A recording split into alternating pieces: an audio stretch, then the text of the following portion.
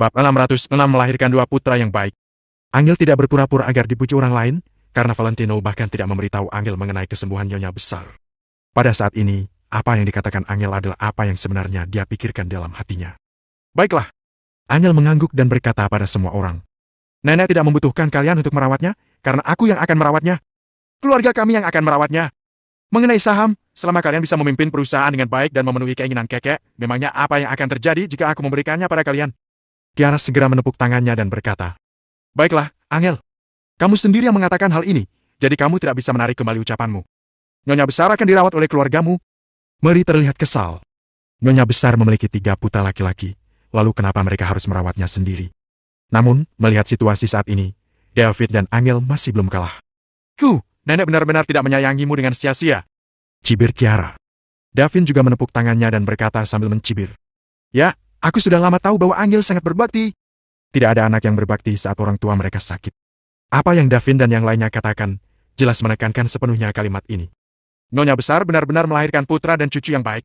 Bobby pun tersenyum dengan makna terselubung. Ya, aku melahirkan 2 putra yang baik. Tiba-tiba, sebuah suara terdengar. Tentu saja, Nyonya Besar melahirkan. Tanpa sadar Davin ingin menjawab, tetapi tiba-tiba dia terdiam sebelum menyelesaikan perkataannya. Sesaat berikutnya, Davin langsung menoleh dan melihat ke dalam ruangan. Suara itu barusan berasal dari kamar yang ada di dalam. Bobby, Robert dan Kiara, termasuk keluarga Angel yang terdiri dari 3 orang, juga langsung melebarkan mata mereka dan melihat ke dalam ruangan. Mengapa suara ini terdengar seperti suara Nyonya Besar? Bisakah orang koma berbicara? Bukankah biasanya orang koma kehilangan seluruh kekuatan tubuhnya dan bahkan kesadarannya? Semua orang kaget, kecuali Valentino yang masih duduk dengan santai, seolah-olah hal ini tidak ada hubungannya dengannya. Dia memegang ponsel, yang menunjukkan bahwa dia sedang berkomunikasi dengan Hendrik. Hendrik juga sedang melapor pada Valentino tentang persiapan acara pesta ulang tahun. Ibu? Davin memanggilnya dengan suara yang gemetar. Namun, sama sekali tidak ada jawaban di dalam ruangan itu. Tap, tap, tap. Setelah beberapa saat, suara yang terdengar sangat berirama tiba-tiba terdengar dari dalam ruangan. Suara ini.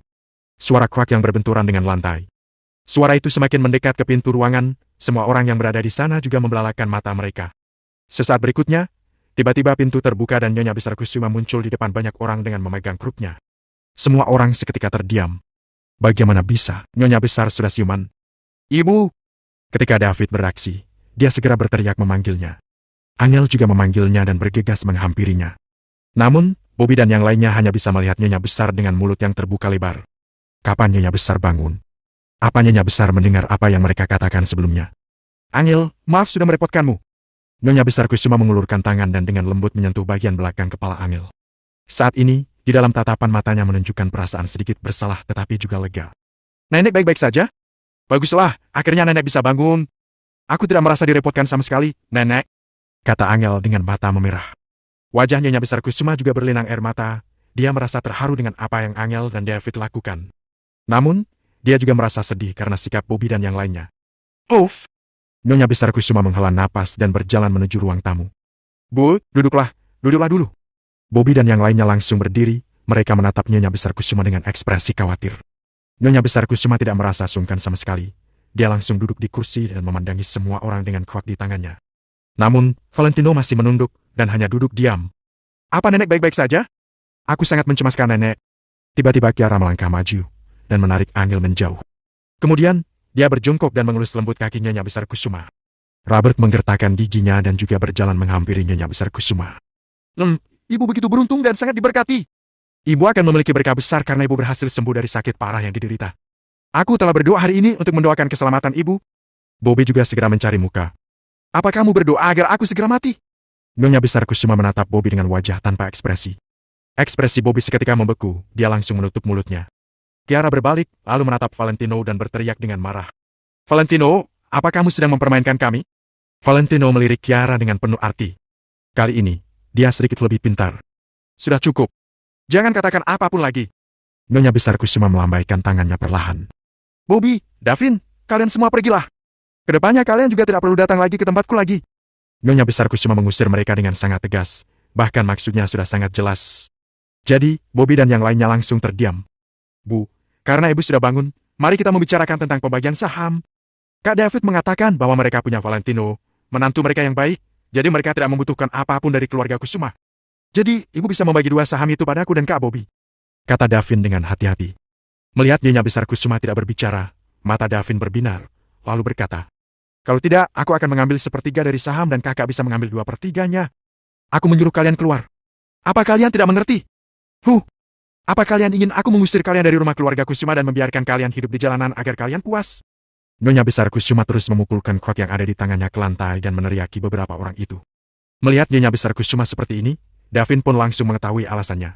Tampaknya, Nyonya Besar Kusuma sudah mendengar sebagian besar dari apa yang baru saja mereka katakan, walau itu tidak sepenuhnya didengar. Kalau begitu, lebih baik langsung tunjukkan karakter asli saja. "Nyonya Besar, kami bisa pergi, tapi kita semua harus membicarakan soal saham terlebih dahulu." Davin langsung mengatakan tujuannya tanpa berpura-pura baik lagi. "Benar, Bu. Ini adalah hal yang sangat penting. Jangan sampai Ibu melakukan sesuatu yang membuat putra Ibu kecewa." Wajah Bobby juga terlihat sedikit masam. Nyonya Besar Kusuma menggelengkan kepalanya dan tersenyum pahit, membuat mereka kecewa. Apakah ini akan terjadi kalau mereka sendiri tidak melakukan sesuatu yang membuat Nyonya Besar kecewa? Awalnya, Nyonya Besar berpikir untuk membagi saham menjadi 3 bagian secara rata untuk ketiga putranya. Namun, keserakahan mereka yang tiada habisnya, mereka justru melepaskan kesempatan. "Saham itu pasti akan diberikan pada putraku, tetapi bahkan jika aku mati, aku tidak akan memberikannya pada kalian," kata Nyonya Besar Kusuma dengan tegas. "Bahkan jika nenek mati hari ini, nenek harus memberikan saham bagian kami." Kiara mencibir dan mendengus dingin. Nyonya Besar Kusuma membelalakan matanya, tubuhnya gemetar karena marah. Sekarang bahkan setelah dia bangun, putra dan cucunya berani mengucapkan perkataan seperti itu di depan wajahnya sendiri. Apa gunanya memiliki keturunan seperti mereka? "Saham ini tidak akan pernah kuberikan pada kalian." Nyonya Besar Kusuma menunjuk semua orang dengan krupnya. "Ibu harus memberi kami saham, bahkan jika ibu tidak mau."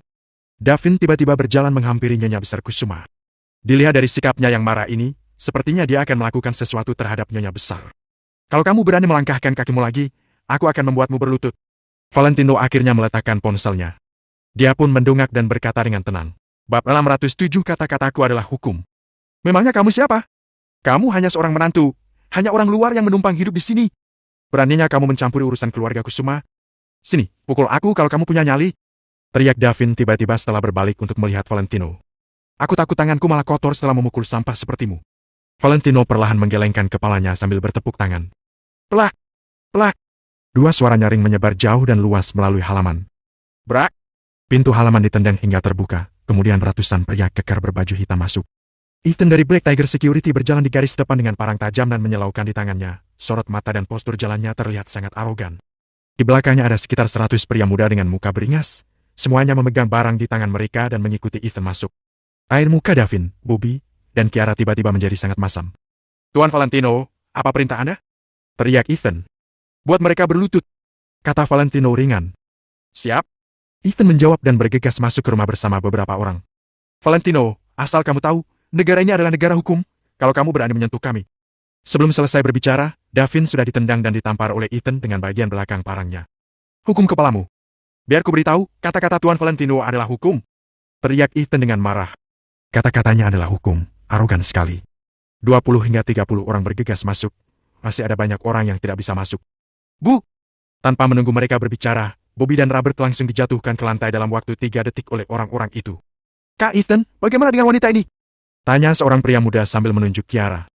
"Omong kosong," kata Tuan Valentino, "buat mereka semua berlutut, jadi mereka semua harus berlutut, mengerti tidak?" Ethan bangkit dan melirik Kiara, matanya langsung berbinar. "Sialan! Saat perjamuan ulang tahun hari itu, kamu yang terus memaki Tuan Valentino, kan? Aku sudah bersabar sangat lama, dasar bajingan." Ethan langsung menghampiri Kiara dan menamparnya tanpa henti. Kiara dipukuli hingga berlutut di lantai dengan wajah ketakutan. Orang-orang seperti Bobby dipukul dengan kejam oleh puluhan anak muda hingga berteriak memohon belas kasihan. Nyonya Besar Kusuma memejamkan matanya erat-erat. Dia menghela napas dan berkata, "Valentino, suruh mereka berhenti." Namun, Valentino tidak membiarkan Ethan dan yang lainnya berhenti. "Masalah nenek sudah terselesaikan, urusanku masih belum. Ketika mereka mengatakan hal-hal buruk kepada istriku tadi, mereka juga tidak menunjukkan belas kasihan sama sekali," kata Valentino dengan ringan. Mulut Nyonya Besar Kusuma mangap-mangap, tetapi tidak mengatakan apa-apa. Valentino tidak menyuruh mereka berhenti, maka Ethan dan semua orang juga tidak akan berhenti. Dengan cepat, Bobby dan yang lainnya sudah babak belur, mereka bahkan tidak sempat berteriak. Hasil seperti ini juga karena Valentino telah berpesan kepada Ethan sebelumnya. Kalau tidak, orang-orang Ethan bahkan punya keberanian untuk membunuh Bobby dan yang lain langsung di tempat. "Seret mereka keluar. Mereka hanya merusak pemandangan saja." Valentino melambaikan tangannya. "Baik, Tuan." Ethan menjawab dengan hormat, kemudian berteriak kepada anak buahnya. Ayo pergi!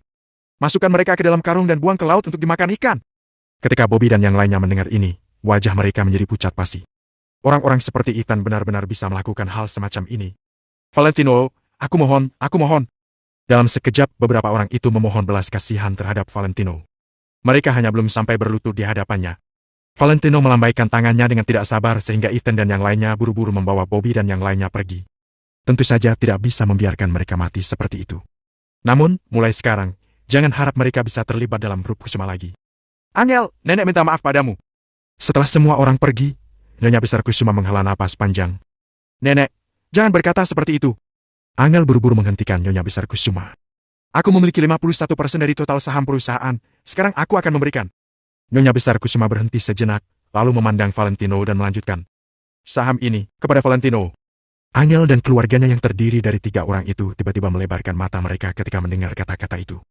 Mereka benar-benar tidak mengerti mengapa sikap Nyonya Besar Kusuma terhadap Valentino tiba-tiba berubah begitu drastis. Apakah karena Valentino sudah menyembuhkan penyakitnya? Tidak sesederhana itu. Pasti ada banyak hal yang tidak mereka ketahui telah terjadi dalam beberapa hari terakhir.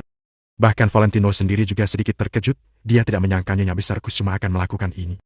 Valentino, aku harap kamu tidak akan menolak. Semoga kamu dapat memimpin grup Kusuma hingga mencapai tempat yang lebih tinggi. Nyonya Besar Kusuma memandang Valentino dengan serius. Meskipun Angel dan yang lainnya terkejut, mereka tidak berbicara. Valentino merenung selama 2 detik lalu berkata dengan ringan. Lebih baik diberikan pada Angel saja. Hari ini adalah hari ulang tahunnya, anggap saja itu hadiah ulang tahun. Nenek tidak usah khawatir, selama aku masih ada, grup Kusuma tidak akan jatuh. Nyonya Besar Kusuma melirik Valentino, lalu berkata. Baiklah, kuberikan kepada Angel. Nenek. Angel masih ingin berbicara. Angel, jangan menolak. Kamu memang layak mendapatkan ini. Baik itu karena Valentino atau karena apa yang kamu katakan sebelumnya. Sebenarnya, Valentino sudah meminta orang untuk menyembuhkan penyakitku. Tadi aku hanya berpura-pura, semua percakapan kalian bisa kudengar dengan jelas. Kata Nyonya Besar Kusuma dengan lembut. Angel dan David langsung membelalakan mata mereka. Mary juga merasa bersyukur. Untungnya, dia tidak mengatakan sesuatu yang keterlaluan. Nenek. Angel tidak tahu lagi apa yang dirasakannya. Baiklah, masalah ini sudah selesai. Aku akan meminta seseorang untuk mentransfer semua sahamnya kepadamu besok. Aku sedikit lelah sekarang. Kalian semua pergilah. Valentino tetap di sini. Aku punya sesuatu untuk dikatakan padanya. Nyonya Besar Kusuma melambaikan tangannya. Angel juga tidak bersikeras lagi. Dia pun bertanya. Valentino, apakah aku perlu menunggumu di luar? Tidak perlu. Masih ada hal lain yang harus kuurus nanti. Kamu kembali saja dulu. Valentino melambaikan tangannya. Ah, tapi aku, hari ini aku. Angel tersipu dan tidak bisa melanjutkan kata-katanya. Setelah masalahnya Nyonya Besar Kusuma terselesaikan, Angel sangat senang. Kabut di hatinya sudah hilang. Jika Valentino mau merayakan ulang tahunnya, dia tidak akan menolak. Namun, melihat sikap Valentino, kenapa sepertinya dia tidak mengungkitnya sama sekali? Ada apa? Apakah masih ada hal lain? Tanya Valentino sambil pura-pura bingung. Tidak ada. Kata Angel sambil melambaikan tangannya. Valentino, hari ini adalah hari ulang tahun Angel.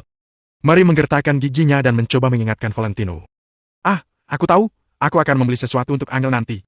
Kata Valentino dengan sungguh-sungguh. Mary terlalu malas untuk mengatakan apa-apa lagi kepada Valentino. Dia segera menarik Angel meninggalkan kediaman Nyonya Besar Kusuma. Setelah semua orang pergi, Nyonya Besar Kusuma memandang Valentino dan bertanya. Kamu sengaja mengatakan itu, kan? Kamu akan memberikan kejutan besar untuk Angel. Nyonya Besar Kusuma tahu seberapa dalam perasaan Valentino terhadap Angel. Dengan kemampuannya, entah ada berapa banyak wanita cantik yang ingin bersama Valentino. Namun, Valentino hanya menyukai Angel, ini sudah cukup membuktikan rasa cintanya pada Angel. Angel lahir pada pukul 9 malam, kan? Valentino mengusap hidungnya dan tersenyum. Bab 608 hari ini akhirnya tiba. Kamu juga tahu tentang itu. Pukul 9:10. Nyonya Besar Kusuma sedikit terkejut. Baik. Nanti aku akan mengirim seseorang untuk menjemput nenek. Aku harap nenek bisa memberinya ucapan berkat yang sangat dia inginkan. Setelah Valentino selesai berbicara, dia berdiri dan bersiap untuk pergi mengatur tempat acara. Baik, tidak masalah. Nyonya Besar Kusuma langsung mengiyakan. Valentino mengangguk dan pergi. Dia meminta Ethan meninggalkan beberapa orang di sana untuk melindungi keselamatan Nyonya Besar Kusuma. Takutnya orang-orang Bobby terdesak dan melakukan sesuatu yang tidak terduga. Akhirnya, hari ini tiba juga. Valentino berjalan keluar, dia menatap langit dan secara perlahan mulutnya menyenggingkan seolah senyum. Malam ini, pukul 9. Dia akan membuat Angel menjadi wanita yang paling bahagia di seluruh kota Neo. Di dalam Bentley. Angel, kamu sudah lihat, kan? Dari dulu aku sudah bilang padamu, pria akan menjadi jahat ketika mereka sudah kaya. Baru punya sedikit uang saja, Valentino sudah mulai tidak peduli padamu. Kamu menyesal tidak? Kata Mary dengan acuh tak acuh. Bu, ibu kok begitu? Ibu memandang rendah Valentino ketika dia tidak punya uang. Sekarang setelah dia punya uang, ibu juga berkata seperti itu. Apalagi yang harus dilakukan Valentino agar ibu bisa puas? Aku benar-benar. Angel sangat kecewa. Angel benar-benar sudah takluk pada Mary. Dia tidak akan marah sama sekali. Hanya saja tidak tahu harus tersenyum atau menangis. Karena Mary adalah orang yang akan terus mencari kesalahan orang lain. Apakah aku salah? Apa yang telah kalian lakukan selama 3 tahun bersama? Waktu ulang tahunmu sebelumnya, dia tidak punya uang. Jadi dia mengajakmu makan semangkuk mie polos. Baiklah, itu tidak masalah. Sekarang dia tidak kekurangan uang, kan? Tapi dia bahkan tidak mau membelikan tas bermerek. Mary masih cemberut. Anakku, jangan pedulikan dia. Susah jadi seorang laki-laki. Ketika punya uang, wanita mengeluh kalau tidak ada yang menemani. Ketika tidak punya uang, wanita ingin senang sendiri. David yang sedang dalam suasana hati yang baik segera membuat lelucon. Apa katamu? Mary mengulurkan tangannya dan meraih telinga David. David segera serius mengemudi sambil berkata pada dirinya sendiri.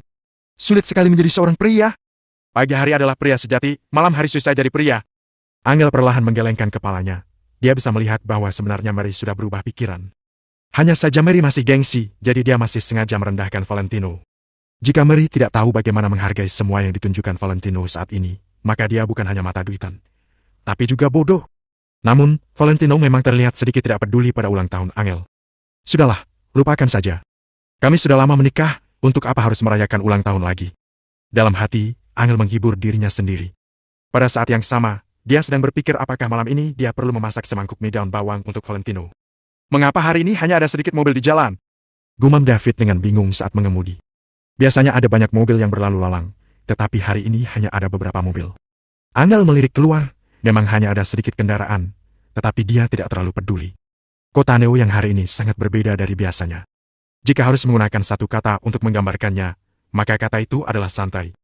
Berbeda dengan kehidupan sibuk sebelumnya, di Kota Neo saat ini, orang-orang di sebagian besar tempat terlihat sangat santai. Grup Nagasan, Maple Rain Rail Estate, 3 perusahaan keluarga Kota Neo, dan banyak grup perusahaan lainnya di Asosiasi Valentino Empire. Ratusan perusahaan ini pasti dapat mewakili seluruh Kota Neo. Hari ini, perusahaan-perusahaan itu telah meliburkan para karyawan mereka. Benar sekali, semuanya libur. Namun, walau mereka tidak perlu bekerja, mereka tetap harus berada di kantor. Perusahaan bahkan mengatakan akan membawa karyawan-karyawan ini ke sebuah acara di malam hari. Acara ini pasti akan menjadi sensasi di seluruh kota. Tak hanya itu, seluruh karyawan yang hadir akan diberikan uang tunai. Sekarang semua karyawan sangat bersemangat. Bisa mendapatkan uang adalah kesejahteraan yang sesungguhnya. Selain bisa main, juga bisa mendapatkan uang, orang-orang tidak akan menolak keuntungan ini. Taman Halcyon di Kota Neo. Taman Halcyon ini terletak di pusat Kota Neo. Areanya sangat luas, dikelilingi oleh bunga dan pepohonan. Di tengahnya ada sebuah alun-alun besar. Air mancur memancarkan air di alun-alun dan berbagai patung juga tampak seperti hidup. Sebagai tempat ikonik di Kota Neo, banyak uang telah dihabiskan untuk membangunnya. Pada malam hari, banyak lampion menyala di alun-alun dan air mancur musikal juga memancarkan air selaras dengan cahaya lampion. Suasana dan lingkungannya sangat romantis dan indah. Ada banyak anak muda atau pelajar yang meluangkan waktu untuk meletakkan lingkaran berbentuk love dengan lilin atau mawar di sini sebagai ekspresi cinta mereka kepada gadis yang mereka cintai. Oleh karena itu, tempat ini juga disebut sebagai tanah suci cinta oleh banyak anak muda. Sudah banyak pasangan yang berhasil berpegangan tangan di sini. Tidak seperti taman pribadi, taman umum biasanya buka sepanjang tahun. Namun, mulai pagi ini, taman yang mencakup area yang luas itu mengumumkan akan tutup untuk sementara waktu. Kejadian ini belum pernah ada sejak Taman Halcyon dibangun. Bagaimanapun, ini adalah tempat umum. Namun, hari ini, seseorang berhasil membooking tempat itu dan bahkan pengelola taman juga setuju. Ada yang bertanya kepada staf apakah taman ini akan direnovasi. Staf tidak tahu jawabannya, mereka hanya diberitahu bahwa taman ini akan buka setelah pukul 8 malam. Pada saat ini, banyak orang menjadi semakin penasaran.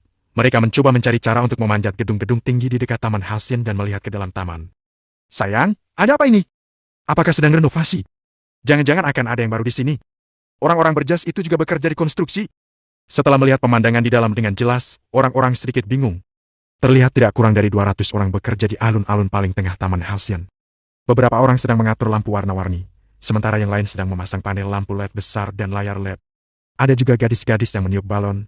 Balon-balon ini lalu dimasukkan ke dalam sebuah tas kain transparan yang besar. Di pinggir alun-alun, juga sudah ditempatkan kembang api yang tak terhitung jumlahnya. Ada juga beberapa orang yang sedang membangun sesuatu di bagian tengah yang dikelilingi oleh banyak air mancur.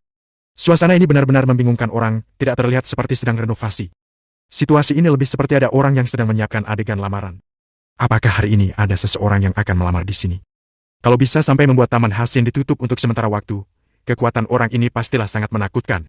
Pada saat ini, Valentino berdiri di tepi alun-alun dengan tangan terlipat di belakang punggungnya. Dia tampak tidak mencolok. Hendrik ada di sana untuk menemaninya dengan wajah berseri-seri. Tuan Valentino, selain lampion warna-warni dan kembang api di sekitar sini, saya telah membangun panggung setinggi 9 meter untuk Anda. Hendrik menjelaskan seolah-olah dia ingin mendapatkan pujian.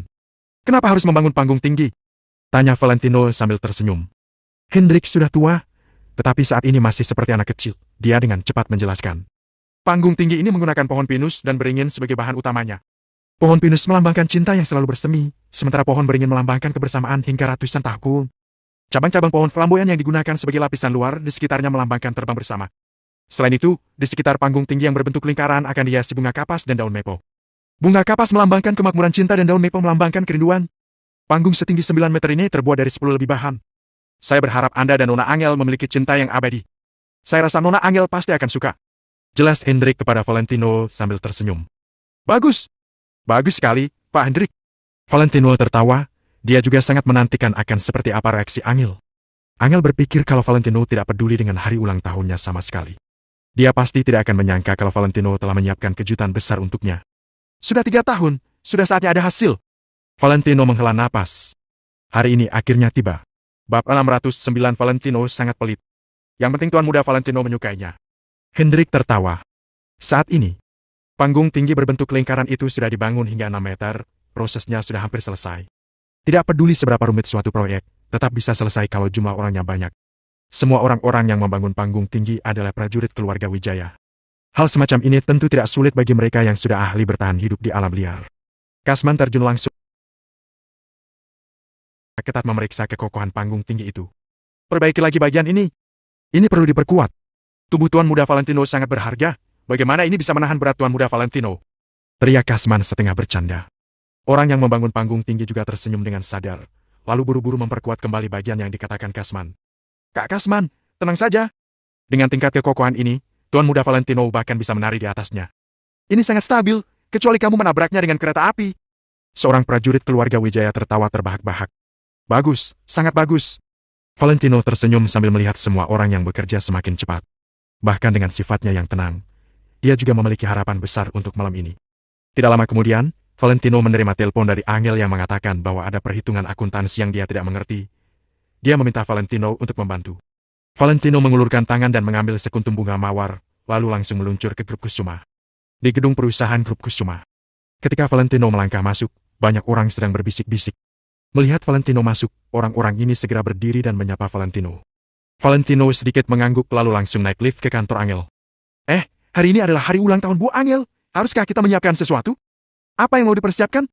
Bu Angel tidak akan peduli dengan barang-barang kita. Ngomong-ngomong, apakah kalian melihatnya? Tadi Pak Valentino memegang sekuntum mawar di tangannya. Yang benar saja. Dia hanya akan memberikan sekuntum mawar untuk ulang tahun Bu Angel. Ya, meskipun aku merasa Pak Valentino lumayan baik, apa sekuntum mawar tidak terlalu pelit? Beberapa karyawan wanita yang suka bergosip berkumpul dan berbicara tanpa henti. Meskipun tidak harus memberikan hadiah untuk mewakili perasaan yang dalam, tetap saja sedikit keterlaluan kalau sampai tidak memberikan hadiah sama sekali. Hei, lihat ini. Apakah ada orang di kota Neo yang akan melamar hari ini? Tiba-tiba, seorang karyawan wanita memegang ponsel dan menggoyangkannya di hadapan semua orang. Sini, aku mau lihat. Semua orang buru-buru berkumpul. Di story WhatsApp teman-teman karyawan wanita, seseorang memposting beberapa gambar taman Hasin dari tempat tinggi. Meskipun jauh, secara kasar dapat dilihat bahwa ada acara besar yang sedang diatur di sana. Wow, ini benar. Dari kejauhan saja aku bisa melihat begitu banyak bunga mawar. Tiba-tiba, semua gadis berseru kaget, mata mereka dipenuhi rasa iri. Valentino datang ke kantor Angel dan dengan perlahan meletakkan mawar itu di atas meja. Selamat ulang tahun. Angel masih sibuk bekerja ketika melihat mawar itu. Wajahnya langsung memerah. Kamu pikir aku suka? Kata Angel dengan pura-pura meremehkan sambil memutar matanya ke arah Valentino. Setelah mengatakan ini, tangannya dengan cepat mengambil mawar dan dengan hati-hati meletakkan mawar itu di vas. Saat ulang tahun juga masih kerja begitu keras. Tidak bisakah kamu beristirahat sebentar? Tanya Valentino sambil tersenyum. Tidak bisa. Ada begitu banyak hal yang harus dikerjakan. Aku tidak bisa tenang kalau menyerahkannya kepada orang lain. Angel segera sibuk menekan touch keyboardnya setelah selesai berbicara. Setelah ulang tahunmu, aku akan mencari beberapa orang profesional untuk membantumu. kemudian kita akan pergi berlibur bersama, kata Valentino dengan nada yang sangat serius. Angel berhenti sejenak, lalu tersenyum. Apakah kamu akan mengajakku pergi berbulan madu? Kenapa tidak? Aku akan membayar semua utangku padamu secara perlahan, jawab Valentino dengan santai. Cih, kamu sudah dengar belum? Taman Halcyon telah dipesan orang, katanya akan ada lamaran pernikahan. Siapa yang memiliki kekuatan sebesar itu di kota Neo ini? Benar-benar luar biasa. Angel menghela napas sambil melihat ke komputer. Ketika dia pertama kali melihat foto-foto itu, Angel tiba-tiba memiliki sebuah harapan di hatinya. Dia bahkan berpikir bahwa inilah yang telah disiapkan Valentino untuknya. Kemudian, ketika mendengar bahwa seseorang akan melamar di sana, Angel menertawakan dirinya sendiri dan menghentikan pemikirannya itu. Meski sedikit iri, dia tidak akan mengeluh. Dia tahu perasaan Valentino padanya. Apa yang bisa Valentino berikan pastilah apa yang dilakukan Valentino sebaik mungkin. Sama seperti Mawar ini, bagaimana mungkin Angel bisa marah atau tidak menyukainya? Kalau begitu malam ini, kita juga ikut ke sana saja. Apakah semeriah yang kulakukan di Hotel Four Seasons waktu itu? Jawab Valentino sembari menyentuh ujung hidungnya. Cih, aku tidak punya waktu. Angel berkata dengan cemberut. Cepat bantu aku lihat hitungan ini, aku tidak paham. Oke. Valentino menjawab lalu membungkuk di samping Angel. Dia menjelaskan kepada Angel sambil mencium wangi samar dari tubuh Angel. Di pinggir kota Neo, di dalam sebuah rumah bobrok. Apa? Valentino sudah kembali.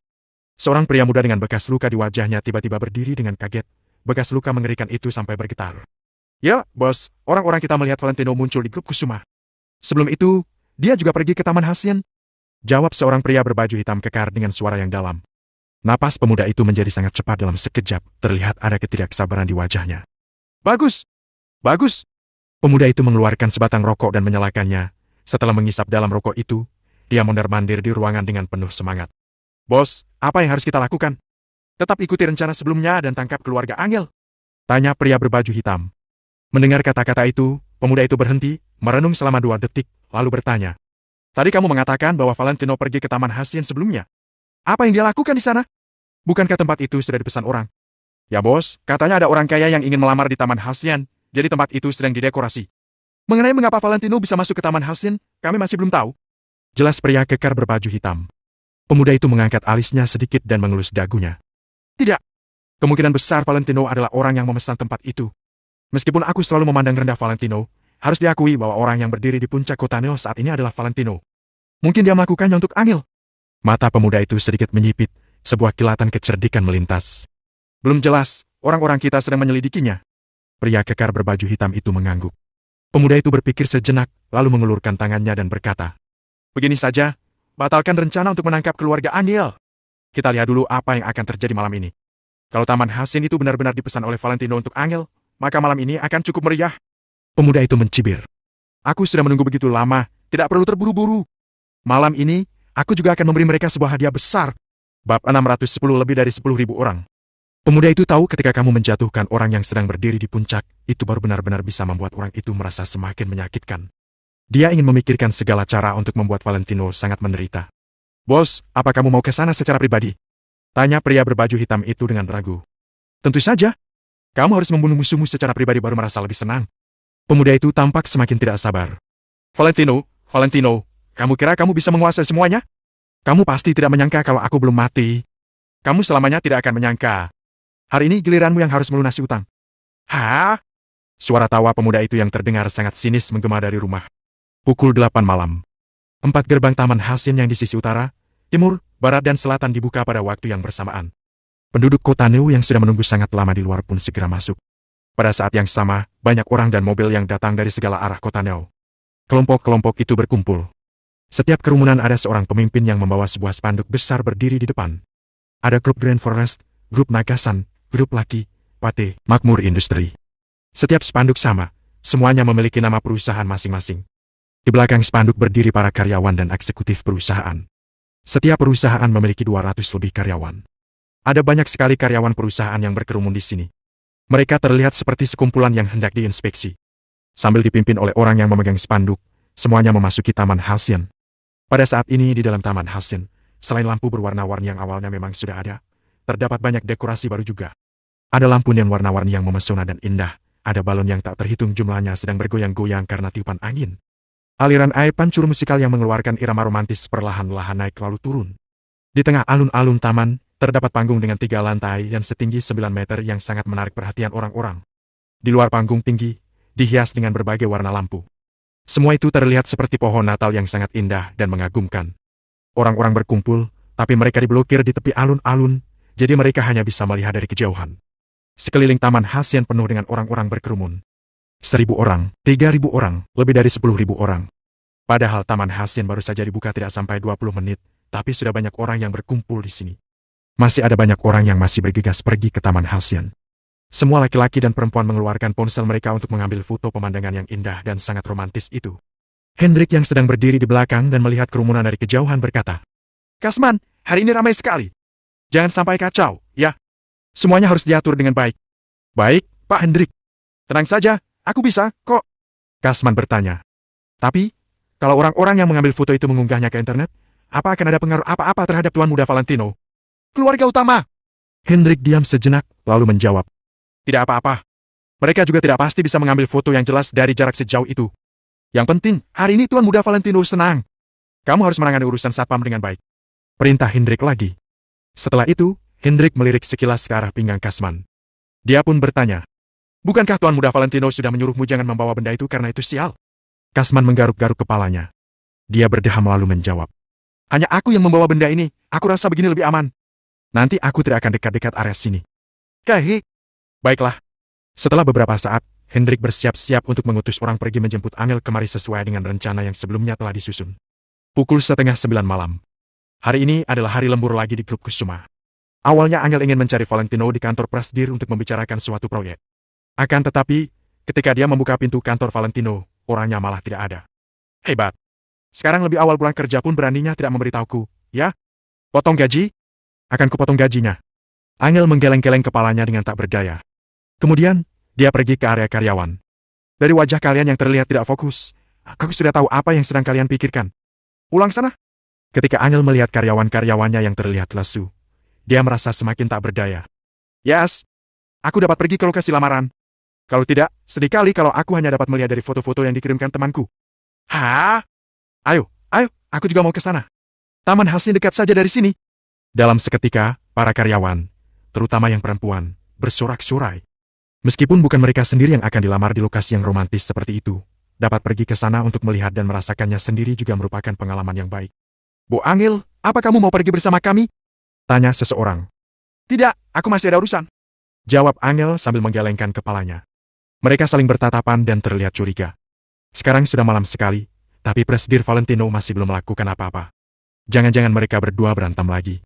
Namun, para karyawan juga tidak berani bertanya terlalu banyak, jadi mereka segera pulang. Ketika para karyawan baru pergi, di luar tiba-tiba muncul sederetan mobil mewah. 4 mobil Bentley Mulsanne putih di depan, 4 mobil Mercedes-Benz di belakang, serta 1 mobil Rolls-Royce di tengah sedang menunggu. Semuanya ada 9 mobil. Seorang pria parubaya berjalan masuk ke gedung grup Kusuma lalu berkata kepada Angel dengan hormat, "Nona Angel, kami telah datang menjemput Anda atas perintah Direktur Hendrik." Angel tercengang. Dia pernah melihat pria parubaya ini. Pria ini memang orangnya Hendrik. Hanya saja, untuk apa dia menjemput Angel? "Aku masih ada urusan," jawab Angel dengan bingung. "Kata Direktur Hendrik, hari ini Nona Angel boleh meninggalkan segala urusan dulu.